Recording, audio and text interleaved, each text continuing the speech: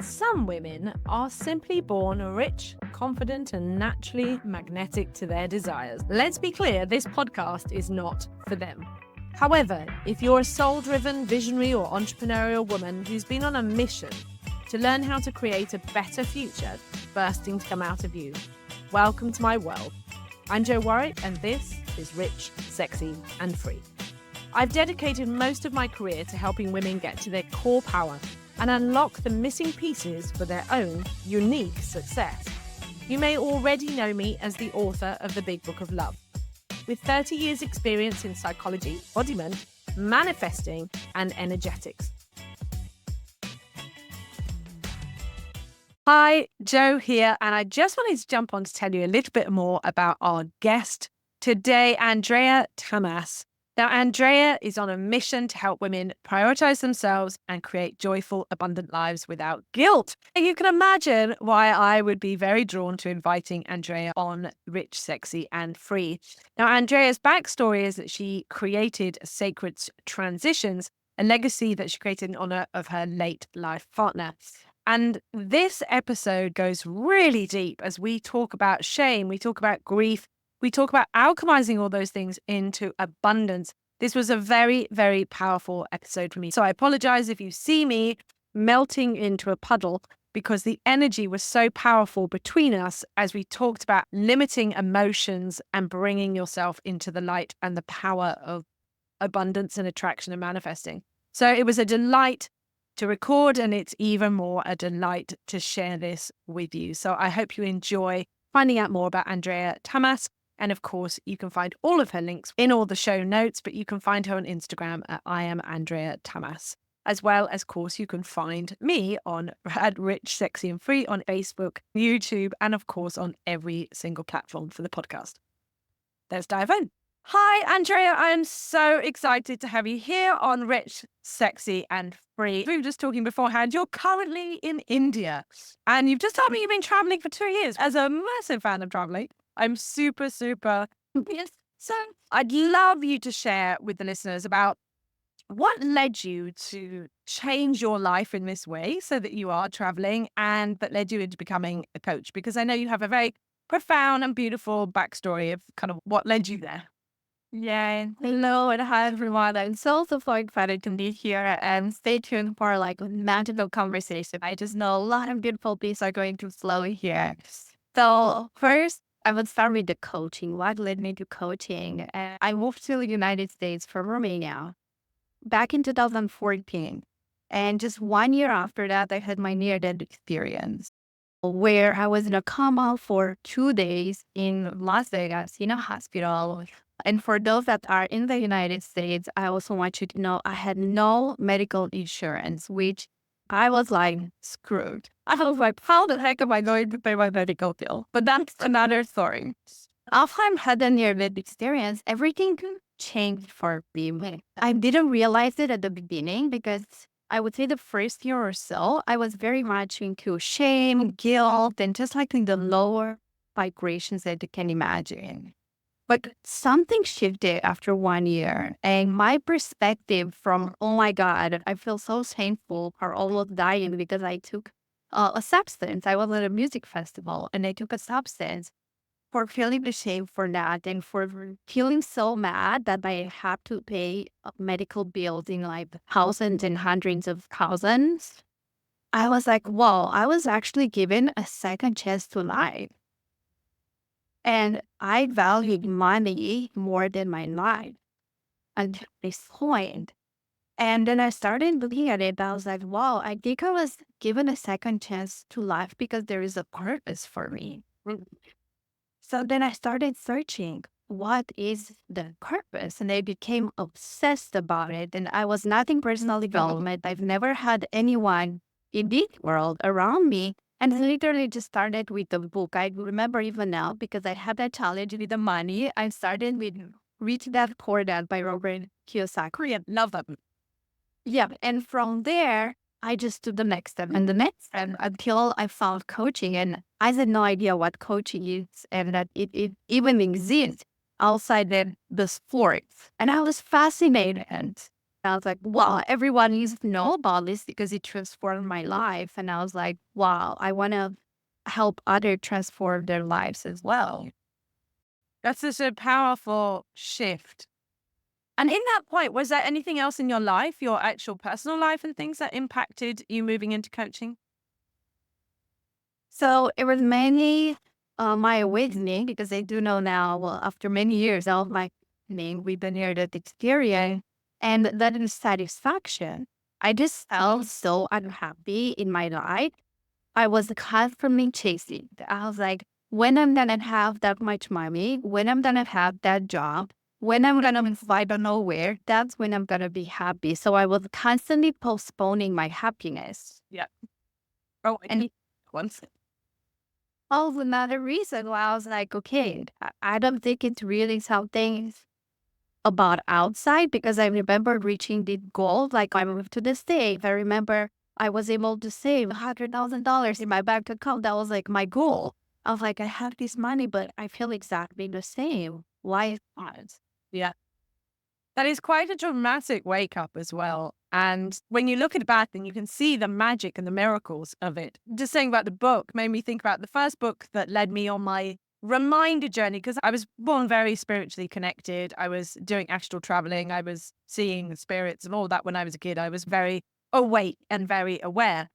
And for me, my journey is about being human, not being sort of aligned with the spiritual. But I definitely headed off too much into the human. I started really enjoying the fun of money and playing and the material and all of that.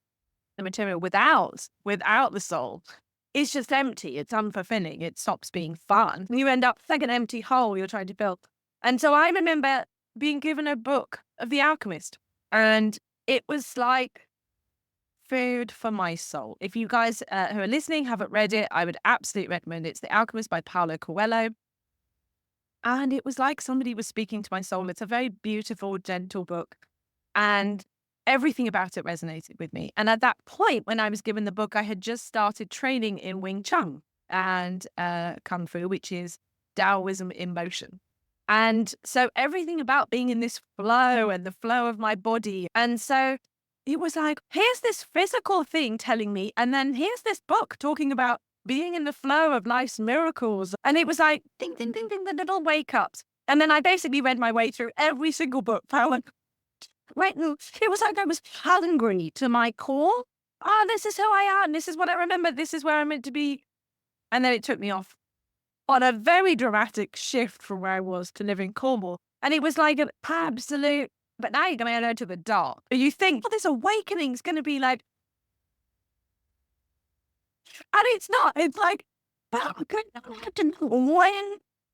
Thing. My near death was a physical, not a physical like yours, because that had always been a kind of on the essence of my life. I'd always been like, oh, I just want to die. I want to go home. I don't like being here. I don't it's so weird. And so I was always on the edge of that. But mine was a man, and he came and he took me to feeling the shame, feeling bad, feeling rotten, feeling all the abuse stuff. It all kind of, he was just the perfect mirror. And it was like falling off a cliff. And so I really resonate with your journey. And when you look back, you can see it. You understand the awakening. If someone said to you, yeah, go to that awakening, you get to be in the abundant side, you'd be like, back off. What? Going through that. And yet, and I think this is what leads to the brilliant question. What changed about you? And what do you think going through the hardship of that journey to prepare you for now, what shifted on the inside? What did you gain from that whole process to get you ready for living in abundance and in flow and in joy? And oh my God, what got me ready? I would say a lot of it was facing my demons, healing again, because I was numb almost for my whole life. After my mom left when I was 14 years old, the way I learned how to cope with situation was numbing myself. So I couldn't feel for almost the rest of my life. And then I went through this process after the awakening of getting in touch again with feeling. And once you open that Pandora box, oh my God, I've sworn that I think I had 1 year where I cried almost every single day. Because there was so many emotions stored in my body and suppressed that I would just start crying out of the sudden, and I didn't know why. And I remember my partner at that time, he looked at me, he's like, I don't know what type of work you are doing, but I don't think it's helping. You're crying every day. And I'm like, no, don't. This is army and working. So I would think really feeling and releasing what's not serving us anymore, but then being aware, like where do I place my focus on? Because the thoughts that we constantly repeat to ourselves create the emotions and then the actions and this beautiful flow pattern. But we need to become aware. So anyone can do it, but do you have the desire? Like where you place your focus on? And these were some big things that really helped me. And then eventually I was taken on this journey from pushing and working hard to connecting with my feminine energy. And that cracked me open to really connect with my heart. And when we are connected with our heart, it's when I would say we can truly connect with others and with the divine, and we can allow the abundance to flow through us. Absolutely. I'm just going to have to say that I am now melting because the energy between us. So I apologize if you're watching this on YouTube and I turn into a puddle. The energy that's flowing between us in this moment and the conversation that we're having is strong. I am literally melting, which is glorious and wonderful. So I want sweaty mess. It's fine.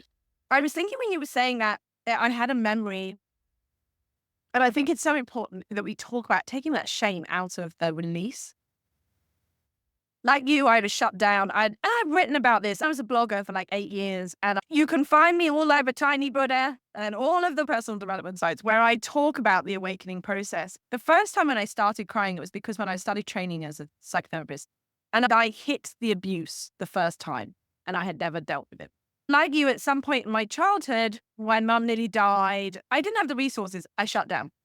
But I actually realized recently, I think the biggest one for me was because I was so awake when I was younger. I was told I wasn't allowed to go home, astral traveling and being with my spirit guides and all of that at the age of 13. And I stopped being able to see. And I felt abandoned by God. I felt like I'm now in this planet. I've got to be here, and I'm trying to deal with all the stuff of my mum being sick and abuse and bullying and all of that crap. And it was like I felt separated from God. And so I shut down. And that I can see now the process is all part of what it was meant to be. When I started on that journey, I described in my book, it's like once you open the door to love, the divine love, it just seeps in. So once it gets in, it's like, hello, I'm in now. And it starts to melt you. And it does feel like melting because all of those walls that we create is just blocked energy. It's literally just barriers of energy that are just hardened. But then they're just like ice. And once the love energy starts coming in, it's warmer and it's hotter. The melting process, that softening that happens, of course, it's the feminine. I remember that literally being on my knees and sobbing and it being a process of hearing this, almost this animal, literally just animalistic crying. And when I got to the point, I could just observe that my poor body was going, I am wounded. I have been storing all of this pain in my body. And I had it given me IBS, I ulcer in my stomach. At that point, I was so crippled. I couldn't walk. I was so full of this shame and this pain. I just like the Little Mermaid, and I had like knives in my feet. Like it was so crippling. Every time I just released, I felt better. I felt like I wasn't constipated anymore. And it was like, I would start to feel this lightening and this, I feel better. I feel better. Unfortunately, it takes a while when you've got that much of a backlog. It does take a while. It takes time, and it doesn't have to be as traumatic as that, as I'm sure with your clients as with mine. Their process is way faster. So I'd love to know from your space of that journey, how has it made you a better teacher? and guide to your clients? I'm able to relate to my clients now at whatever level they're at. You know, I've been through so much hardship throughout my life. And I went through being now. I went through having death. I went through having heartbreak. I went through all of these things. So I'm able to relate to them from the embodiment. It's not just something I've heard read in the books or I've learned. Yes, of course, I have tons of certifications from the feeling of not feeling good enough. Are you not? But not yet. But also the most powerful word that I have with my clients, it comes from my own experience, from my embodiment, and for the connection I have, I would say, with myself and with the divine, with the intuition. Because when I'm with my client, I'm able to tap into their energy, tapping what is it that they need and feel that. So I'm going like from not from my mind, but really from my heart, from my body. And I constantly make this intention when I connect with my clients, that's my highest self connect with their highest self. And these connections to come true but for the best and what is aligned to happen during that session. So it comes the surrendering, which I have also learned in my process of traveling, because during my traveling, the mantra I told myself the whole time was I trust and surrender. I trust and surrender because I used to control a lot. I remember traveling and seeing this blind couple. They were both blind and they were traveling around the world.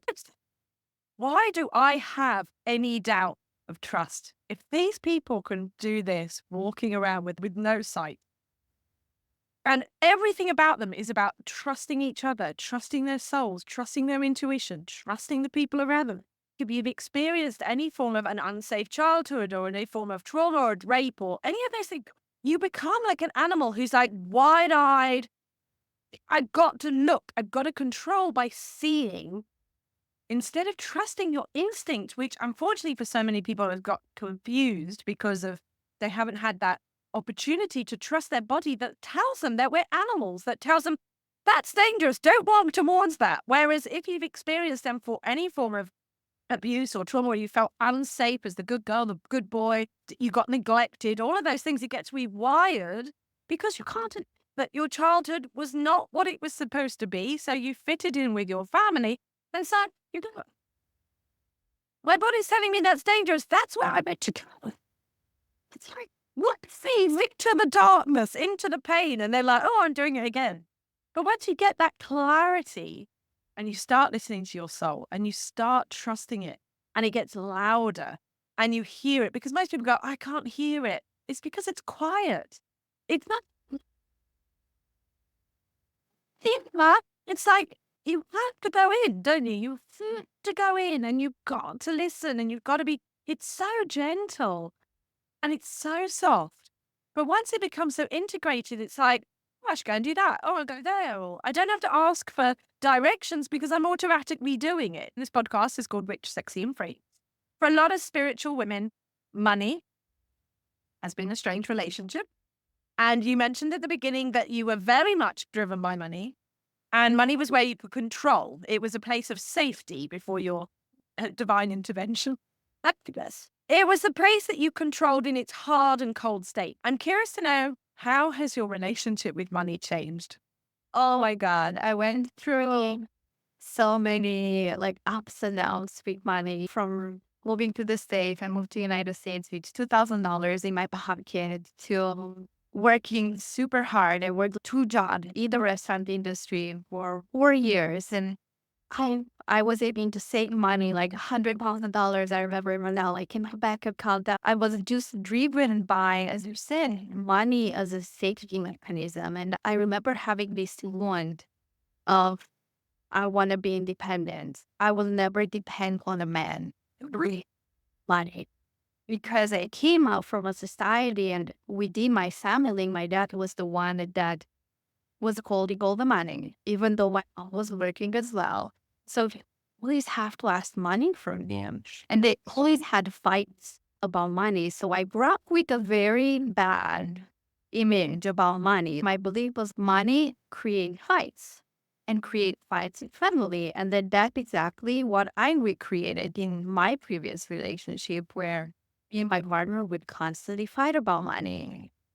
So I was taken to this like really surrender around money too, because I had such a hard time receiving whatever it is that I was creating in my job. I couldn't receive. I was blocked. And then it happened that my life partner at that time, he got diagnosed with stage 4 cancer. And we were faced in this situation where like, wow, we really, it's not a time to do it alone. And I'm not just talking only about money, but like all area, mentally, emotionally. So that was the time when I started opening to receive. I started opening to receive help from friends. Then our friends also raised money because we went and did all kind of treatments in Mexico. So I started that process of I can receive, I can feel good about receiving. It's okay to receive. And then after my partner transitioned on the other side, I found myself like having to take care of everything. And there I was like, what am I gonna do? How am I gonna take care of myself? And I was brought to my knees to trust and surrender once again. And I said, I'm gonna start traveling the world as my healing journey. And I was like, I don't know how. I don't know how I'm gonna have the money to do it. But I have such a big desire, and I know this is my path. This is what I have to do. So I'm just choosing to trust. And now my relationship with money is much softer. And I truly got to understand that the money, it's neither like good or bad. It just is. And it's there. It's an energy. And based on art, the meaning we give it and the power we give it. Absolutely. We can truly open up and build a beautiful relationship with money. And I highly encourage the listener to look at money as maybe even create an image, have a person, have a energy, have a vision about how money looks like for you, give it a name, and then start building a relationship with it. Every day to your money and tell it like, I love you. I love having you. I love being with you. I love going out with you. I love that. You were saying, I was saying with vision, and it was interesting because it was opposite to everything I've ever done. So in my programs, I often talk about money being your best friend. What would you be like with your girlfriend, your best girlfriend? And how would that relationship be? Like you said, I never wanted to be controlled by a man. And I've been on a journey this year of so much of healing on a deeper level with God. If you'd asked me a year ago, I would have expected to have seen my being of money as a woman. But I didn't. As you were saying that, I saw the full man with dark hair. And he looked like the man in my vision I see over and over again when I'm in my 50s. This man. And as you described it, it made me think it's not the person. Maybe this idea that actually the money is that being. Like, it's like he's that embodiment of the masculine enemy of money is clicking into place to take me to the level that I want to be in, like different playing field of the 7 figures. So I thank you for that. And so it leads me to ask you, what did that shift in the energy of seeing that neutrality for yourself? What would you say has been the key maybe of your shift? Yeah, so it was a big, big shift happened last year, almost exactly 1 year from now, when I was in Italy at my mom's place after a huge heartbreak. And I remember being in that room in my mom's place. I was feeling like this little girl, and I was like, here I am with the heartbreak. and being in debt and having no freaking clue of what's next for me. So I found myself in a rock bottom with love and with money. And I started watching a documentary. I remember I went to Gaia and I watched a documentary from Haiti Norton, something like that. And I was led to her book, my own love story. Yeah. Well, I was like, oh, they're also like relating. That's what I thought they were. So let me read this book. And that book like truly helped me like shift my relationship with money and then, which was huge because I was looking at that so bad and I was judging myself for getting myself in that thing. And then I remember her saying it in the book, just look on them as abundance for the value already received. I think that, oh my God, that's so true. All I did, I got the value for the money. I think I just haven't paid yet the money, but it's not with it because then the same as money, it's not good or bad. It's how we perceive it and the consciousness behind it. Absolutely. So shifting my relationship with debt, releasing that guilt once again around money and accepting where I'm at and like it's time to get my power back and take freaking responsibility for where I'm at. No one is gonna come and save me. No one is gonna do it for me. So was truly taking my power back and that I'm the only one that can shift it and that can do it. So the shift in the depth in how I do it. And then looking at money as like with so much more light and reminding myself that as long as I am alive, I can make as much money as I want. And this can shift any day. This can shift any moment, especially when you have a business, especially when you're an entrepreneur. Like this can shift from one day to another. So bringing that whole back and that, yes, that belief that things are shifting. Yes. I love that. And that word hope. For a lot of people, hope does not flow through money. And the hope of change and expansion and abundance. This morning I woke up and I suddenly, to nowhere, felt this absolute feeling of potential. Everything is possible. Everything's available. Everything is new and fresh. Andrea, this leads us to something so beautiful because we've talked about shame a bit and we've talked about money. And I would like to know, what is something you've alchemized? Yeah, I would say is around my words. I've placed my word based on how much money I have in my bank account, based on if I am accepted by those around me, on these external factors. But I would say the last 2 years or so, it was a lot based on how much money I have in my bank account. And I realized that as long as I put my word on that, I will never feel worthy because they're never enough. It's never going to feel enough because it's not about the digital numbers we see there in our bank account. It's truly an inside word on really getting to that knowing that I am worthy. I was born worthy.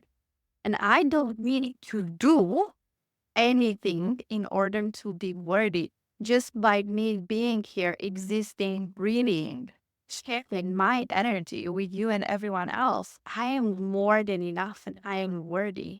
And then if I would say the biggest thing I've been able to alchemize, and I know that when I tap into this truth, and I show up like that into the world, I give others permission to remember who they truly are. Yes. Absolutely. And it's just interestingly, I've been doing quite a few interviews for the podcast, and it's something I've heard a lot. But in fact, we are walking miracles. Our bodies are fucking miracles. Walking miracles that science still cannot even comprehend. We probably know about 10% of the capacity of our bodies and even less about the capacity of our brains. We are walking miracles of evolution, spiritual beings having a human experience. We're here to be human, and all that good stuff about being human. We never judge when we feel joy. We never ever think we're unworthy when we feel joy and love. And no, life is great. But as soon as life isn't going the way that we want it to be, as soon as the lover leaves, the marriage breaks down, or we haven't got the money that we want, as soon as we program ourselves to go, oh, yes, I must be unworthy. I must be bad. I must be not good enough. And maybe if I just worked harder and got more money, or maybe if I just worked harder at this marriage, or maybe if I just worked harder at having more friends or whatever. But the truth is, if we accept that being human is just fucking brilliant, being alive is amazing, then we take the power out of seeing the unworthy, don't we? And the shame that we started today talking about, the releasing and the grieving, is just shedding. It's like letting old clothes go, of going all of that alchemizing. It's just going, oh, I just let the old crap leave my body, because the body knows what to do. You and I both know that. The power of alchemizing through your mind, your body, and your energy blows my mind. The miracles that you see, it shows you over and over again just how amazing the body is. You can't be all of that without the body. So we can make peace with the body. It's a big liberation, aren't we? Yeah, and I really want to bring some awareness to is we were talking about emotions, shame, guilt, grieving, and so on, which I have experienced a lot, especially the last few years. It's just, it, oh my God, this huge roller coaster. And when we have learned going through these super intense emotions, is that there is value in them as well. Because when we allow ourselves to feel them instead of avoiding them and masking them and suppressing them and so on, when you allow yourself to feel them, that's when you release. And you don't just feel the grief and the shame and the guilt and so on, but that's when you are also able to tap into higher emotions. Once you feel the lower emotion, which they are not bad, they're just the lower vibration emotions, and you release them, then you create a space and you tap into joy and abundance and bliss and like where you feel on top of the world. And at the same time, you can access both at once. Absolutely. Yeah. Yes. This is what I've experienced. Like, I saw the biggest thing, the biggest grief I've ever felt when my life partner passed.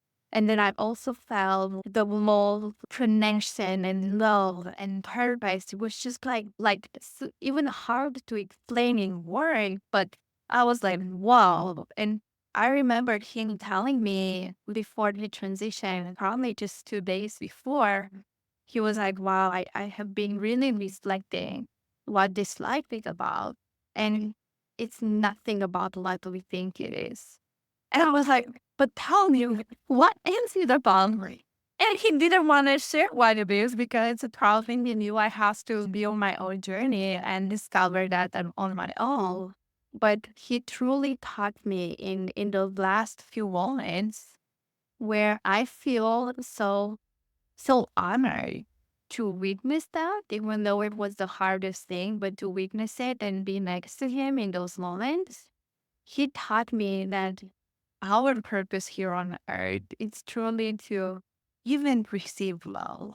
It's just everything. It is everything.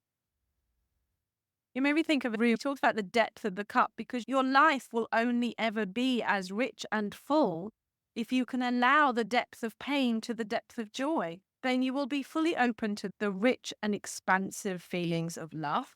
This has been such an interesting and potent and rich conversation. It's been a delight. Thank you so much for being here. Is there anything you want to share with our listeners about where they can find you? Yes, I'm maybe signing hi on Instagram, and you'll find the link in the show notes. And I also have a podcast. It's called Spiritual Changemakers. And that's where I spend my most time, where I pour my heart and soul into the work that I'm doing. They can work with me one-on-one, and I also offer to. Lovely. Okay. Thank you to you and to the divine, because definitely being present and I shall be reflecting on what I've gained from today. Before we round up today, I just want to let you know that I am hosting Abundance Activation and Healing Circle on 11/11. So on the 11th of November, to join me and a group of other women who deep dive, release, resolve, dissolve, and align and make the shift. It's been great to connect with you today, but before you leave, if you want to find out more about how I can help you personally, or check out any of my books, products, or coaching packages, just simply go ahead and visit richsexyandfree.com. And I look forward to seeing you next week on the podcast.